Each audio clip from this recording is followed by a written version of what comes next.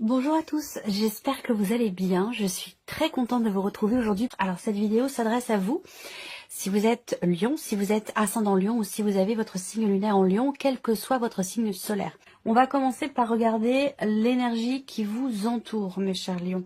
Optimisme, accueil et ouverture. Alors, bon, c'est une très belle énergie parce que l'énergie qui vous entoure vous permet d'être sociable, j'allais vous dire, d'être mais en même temps, en tant que lion, en tant que signe solaire, il y a quelque chose comme ça qui se dégage de vous, qui est assez fort et qui a tendance à peut-être à attirer les personnes autour de vous. En tout cas, l'énergie autour de vous, c'est une énergie qui amène une grande positivité, qui amène une certaine dynamique du mouvement, de la joie, de la légèreté, de la bonne humeur. Donc on a une très belle énergie qui vous entoure, les lions, sur un aspect émotionnel par rapport aussi peut-être à ce qui se passe dans votre vie sentimentale. On va y venir. Je regarde quel est votre état d'esprit concernant votre vie émotionnelle et sentimentale. L'ermite. Alors, pour certains ou certaines d'entre vous, vous êtes focalisés sur une relation avec quelqu'un qui est du signe de la Vierge. Pour d'autres, on vit les choses intérieurement. Il y a une réflexion, il y a une remise en question. Il y a ce besoin ou cette envie de s'écouter penser. Voilà, j'aime à dire ça avec la carte de l'ermite, c'est on a besoin d'un calme intérieur pour réfléchir, pour trouver des solutions, comprendre les choses, se remettre en question, pour une introspection. Donc on voit que les lions, sur cette fin d'année, vous êtes plutôt... Alors, il y a ce besoin d'être seul, ou cette idée peut-être aussi d'avoir besoin de se retrouver avec soi-même par rapport à ce qui est vécu ou par rapport à ce qui est ressenti. Qu'est-ce que vous ressentez au plus profond de vous par rapport à votre vie émotionnelle et ou sentimentale? Émotionnellement, on voit que vous êtes plutôt à regarder devant vous qu'à regarder derrière vous. Donc on parle ici certainement d'une introspection constructive par rapport à ce qui se passe en vous. Parce que là, émotionnellement, au plus profond de vous, vous avez envie ou besoin de vous projeter, de regarder devant vous, de faire des projets. Il y a cette idée aussi là, on a la patience. C'est comme si vous attendiez quelque chose, comme si vous attendiez quelqu'un. Vous ressentez le besoin peut-être ou la nécessité de savoir faire preuve de patience par rapport évidemment à quelque chose qui est attendu, soit dans le cas d'une relation, soit pour vous-même, pour votre équilibre personnel et émotionnel. Donc une énergie d'attente et de projection. On regarde ce que vous faites concrètement dans les actes pour votre équilibre émotionnel et pour votre vie sentimentale. L'as d'épée. Alors l'as d'épée ici, dans les actes, est en corrélation avec l'énergie de l'ermite dans votre état d'esprit. Comme je vous l'ai dit, on a ici... Alors là, on n'est pas du tout dans la cogitation, dans la rumination, on est plutôt ici dans une réflexion, j'allais dire, quelque part, qui est constructive. Peut-être que là, vous agissez en conscience, déjà, premièrement, ou en ayant pris conscience de quelque chose d'important. Est-ce que c'est par rapport à la notion d'attente? Est-ce que c'est par rapport à cette idée de regarder plutôt devant soi plutôt que derrière? Voilà, on a quelque chose de cet ordre-là. Dans les faits, avec l'as d'épée, bon, on n'est pas sur des bâtons. Dans les actes, on est plutôt sur des épées. Donc, on voit qu'il y a ici l'idée peut-être de réfléchir avant d'agir. Encore une fois, vous agissez pour peut-être comprendre quelque chose, vous comprendre vous-même, clarifier quelque chose dans un relationnel qui est important. Il y a une volonté de comprendre. On agit pour comprendre, on agit pour clarifier, on agit aussi pour pouvoir à terme prendre un nouveau départ. Que ce soit pour vous-même, que ce soit dans une relation avec une personne, peu importe. Dans les faits, au niveau émotionnel ou par rapport à votre vie sentimentale, vous agissez pour pouvoir prendre un nouveau départ. Alors, on continue. On va regarder maintenant ici la deuxième partie. J'ai vu, parce que je lis tous les messages que vous postez en dessous des vidéos. Alors évidemment, je ne peux pas répondre à tout le monde, bien entendu, mais je lis tous vos messages. Je tiens toujours à les lire parce que vous faites l'effort d'écrire quelque chose. Vous faites l'effort aussi souvent de me remercier par rapport aux vidéos. Donc je me dois de lire absolument tous les commentaires qui sont postés sur YouTube. Donc je lis tous vos commentaires. Et j'ai remarqué que par rapport à cette version, certains ou certaines me disent que voilà, moi je suis célibataire, j'ai pas l'impression d'être concernée, cette formule-là, elle me convient pas parce que ça s'adresse pas aux célibataires. Bon, alors, j'apporte une petite nuance quand même par rapport à ça, parce que là, déjà, la première ligne, je ne parle que de vous. Donc, en tant que célibataire, cette première ligne, elle s'adresse à vous. Elle vous concerne. Après, vous pouvez être célibataire en attendant quelque chose de quelqu'un, que ce soit par rapport à un ex, ou que ce soit par rapport à une personne de la famille, ou un ou une amie, c'est la deuxième partie qui va vous parler. Vous pourriez très bien être célibataire et vous sentir concerné par cette deuxième partie, dans le cas d'une relation d'amitié, dans le cas d'une relation familiale, ou par rapport à un ou une ex. Après, si bon, vous avez forcément une interaction de famille, amicale, quelque chose qui devrait quand même vous parler ici. Après, c'est pas obligatoire, évidemment. Si ça vous parle pas, cette deuxième partie, vous laissez tomber, vous ne la retenez pas et vous passez à autre chose. Voilà. Parenthèse fermée. Alors donc, la personne en face de vous, amitié, famille, ex aussi, pour certains d'entre vous, ou évidemment, votre vie amoureuse sentimentale. Donc ici, ça va concerner la personne avec laquelle vous vivez, la personne que vous aimez, votre partenaire ou votre conjoint. Donc l'énergie qui entoure la personne qui est en face de vous. La passion, le désir et la sexualité. Ici, on voit que il y a quelque chose d'extrêmement intense. Je pourrais dire ici en face de vous qu'il y a une énergie de feu qui entoure la personne qui est en face de vous. En tout cas, on voit qu'il y a une intention. Il y a une intention. L'énergie qui entoure cette personne l'amène à avoir envie d'eux, à avoir... à ressentir fortement les choses dans ce que vous partagez, dans la relation que vous entretenez avec cette personne ou par rapport à ce que vous avez vécu aussi. Donc en tout cas, une énergie qui amène beaucoup d'intensité pour la personne qui est en face de vous, que ce soit d'ailleurs amoureux ou non, on est d'accord. L'état d'esprit de la personne qui est en face de vous, le magicien. Donc on a quelqu'un ici qui a une certaine confiance en soi quand même, parce qu'avec le magicien, on a quelqu'un qui est certainement conscient de pouvoir agir, de pouvoir exprimer.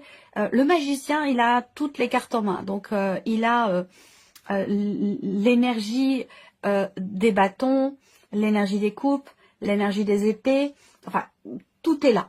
Donc en fait, ici, on a quelqu'un qui se sent peut-être pousser des ailes de par l'intensité de ce qui est ressenti. On a quelqu'un qui se sent capable, quelqu'un qui aussi est en train de prendre un nouveau départ. Alors peut-être dans sa vie professionnelle ou par rapport à autre chose, ça peut concerner un déménagement ou tout simplement ce qui est vécu avec vous dans votre relation. En tout cas, on a ici l'énergie du magicien qui indique que on a quelqu'un qui a conscience d'être en capacité d'appliquer finalement ce qu'il ou elle veut faire, communiquer ou exprimer, extérioriser, peut-être par rapport à vous. On regarde ce que cette personne ressent plus profond d'elle-même. Le roi de bâton. Ok, alors énergie encore de feu ici. Alors il y a de fortes chances pour qu'en face de vous, vous ayez... il se peut que ce soit quelqu'un qui est bélier, lion comme vous, ou sagittaire. Là, le roi de bâton, dans ce qui est ressenti, c'est-à-dire que là, encore une fois, il y a une grande confiance en soi. Cette personne-là, ici en face de vous, elle a confiance en elle. Elle est entourée d'une énergie qui, quelque part, dans un aspect purement amoureux, le ou la rend extrêmement séduisant ou séduisante. Il y a quelque chose comme ça, peut-être... qui fait que cette personne se sent capable de tout et à pouvoir déplacer des montagnes avec une grande confiance en lui ou en elle. Voilà, c'est quelqu'un qui sait se mettre en avant, qui sait aussi être dans la séduction. Peut-être qu'entre vous, il y a ce jeu de séduction, effectivement, si on est dans un aspect purement amoureux ou sentimental. Donc ça peut être aussi quelqu'un qui sait que il ou elle vous plaît beaucoup. Ça, c'est possible également. Qu'est-ce que cette personne fait concrètement pour votre relation? Le cavalier de bâton. Encore une énergie de feu. Donc là, c'est toujours pareil, c'est quelqu'un qui fonce, c'est quelqu'un qui charme, qui est dans la séduction. On a quelqu'un en face de vous, pour certains ou certains d'entre vous, qui serait prêt à faire des kilomètres pour vous voir, pour vous revoir. Il y a quelque chose comme ça. Après, pour d'autres, si c'est pas une relation amoureuse, si on est plus dans un relationnel ici amical ou familial, on a possiblement ici quelqu'un qui est extrêmement confiant quant à l'évolution peut-être de votre relation. On voit que là, c'est quelqu'un aussi d'extrêmement extraverti, quelqu'un qui a une grande confiance en lui ou en elle et qui se sent capable de tout. Voilà. Alors ça peut paraître aussi, parfois, cette personne, elle peut sembler à certains moments être imbue de sa personne ou être en trop plein de confiance en lui ou de confiance en elle. Mais voilà, on n'a pas d'énergie négative par rapport à ça. C'est juste quelqu'un qui est en confiance et qui est aussi, sur un plan amoureux, beaucoup dans la séduction. Voilà, ça peut être quelqu'un qui plaît et il ou elle sait qu'elle plaît. Vous voyez? Voilà. Alors, on va mettre en corrélation ici les énergies face à face. Alors, vos états d'esprit respectifs, qu'est-ce que ça donne si ça se rencontre? Bon, vous êtes beaucoup dans l'intériorisation, dans la réflexion, dans l'analyse, peut-être plus introverti que la personne qui est en face de vous. Et puis en face de vous, avec le magicien, on a quelqu'un qui a toutes les cartes en main pour faire évoluer les choses ou pour commencer quelque chose, peut-être aussi avec vous ou par rapport à vous.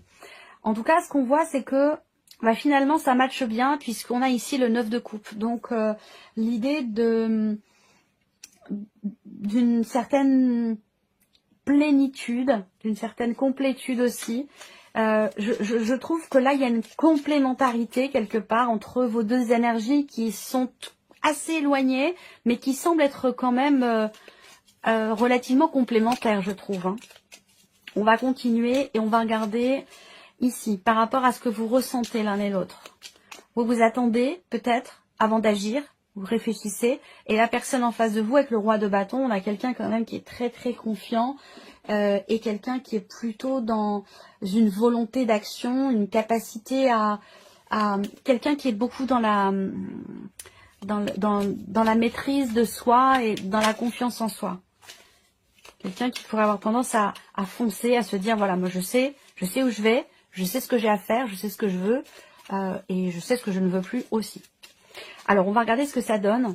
Bon, sur un plan amoureux, là, il y a clairement un jeu de séduction. C'est-à-dire que cette personne peut, même si vous êtes vous dans l'attente, peut-être à vouloir prendre votre temps, réfléchir avant d'agir, avant d'y aller. Je pense qu'il y a quand même une forte attirance qui fait que de toute façon, vous allez aller l'un vers l'autre ou revenir l'un vers l'autre. On a quelque chose quand même de cet ordre-là. Parce que là, on a une confirmation que émotionnellement, il y a une attraction, il y a une alchimie, il y a quelque chose qui fait que, voilà. Alors, peut-être que pour certains d'entre vous, il y a une attirance et en même temps ici on peut avoir quelqu'un qui est déjà en relation en face de vous avec une personne et c'est peut-être la raison pour laquelle vous êtes en position d'attente et que vous réfléchissez visiblement sur la situation mais que vous restez quand même malgré tout assez optimiste. On continue, on va regarder la sphère de l'action ici.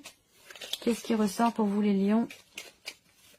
Si on additionne votre recherche de réponse et de solution, votre réflexion à cette énergie de feu qui est en face de vous. Le fait qu'on est en face de vous, le fait que vous ayez en face de vous quelqu'un qui sait où il ou elle va, qui sait ce qu'il ou elle veut, mais que vous soyez quand même vous en réflexion, je pense que finalement dans vos manières respectives d'agir pour la relation et vous pour votre vie émotionnelle et ou sentimentale, on voit que ça permet finalement là aussi, encore dans la sphère de l'action, quelque part, on a une complémentarité entre votre manière d'être alors,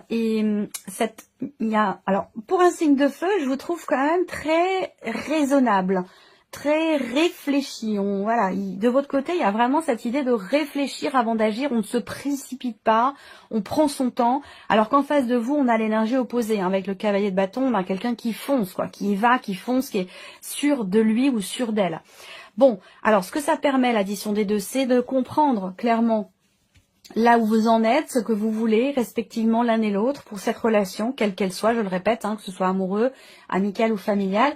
Le fait d'avoir ici cette reine d'épée représente une notion j'allais dire de clarté dans la direction que va ou que peut prendre finalement cette relation. En même temps, avec la reine d'épée, bon, il y a quand même ce côté où les épées prennent le dessus finalement sur les bâtons. Donc on peut avoir ici quand même quelqu'un qui est tout feu tout flamme, mais là, il y a quand même ici une démarche mentale, une démarche quand même où on réfléchit toujours, on prend son temps. Là, je pense pas que finalement cette énergie de feu dans l'action prenne le dessus ici sur l'énergie de l'as d'épée. Je pense que ici, dans les faits, effectivement, on structure les choses. On structure les choses, on ne se lance pas aveuglément dans telle ou telle direction. Voilà pour vous. Alors, on termine avec un message. Alors, première carte ici, chiffre 1. Je ne suis jamais seule si je me parle positivement quand je suis seule. Je me sens seule quand je me parle avec peur ou jugement. Mais je remarque que je me sens entourée ou connectée avec mon environnement quand je me parle avec bienveillance. Ça, c'est important. Deuxième carte ici, chiffre 2. Je n'ai pas besoin de chercher la perfection à l'extérieur de moi-même. Je n'ai pas besoin de chercher la perfection à l'extérieur de moi-même. M'accepter comme je suis signifie accepter mes zones d'ombre autant que mes zones de lumière. Parce qu'elles font partie de moi. Vouloir être un autre potentiel m'éloigne de ce que je suis au temps présent. Ça aussi, c'est important. Toutes ces cartes de ce petit oracle sont vraiment judicieuses. Troisième carte, chiffre 3. Je prends conscience que celui qui m'insupporte est mon meilleur enseignant. La colère que l'autre provoque ou peut provoquer en moi m'aide à regarder mes parts d'ombre et surtout à affirmer ma puissance et ma dignité vers ce que je ne peux plus accepter ni chez l'autre ni chez moi. Voilà pour vous, mes chers lions. J'espère que cette vidéo vous a plu. J'espère que ce tirage résonne en vous. En tout cas, je vous remercie beaucoup de votre présence, de votre bienveillance. Merci pour tous vos messages. Et puis, on se retrouve très bientôt pour les prochaines vidéos.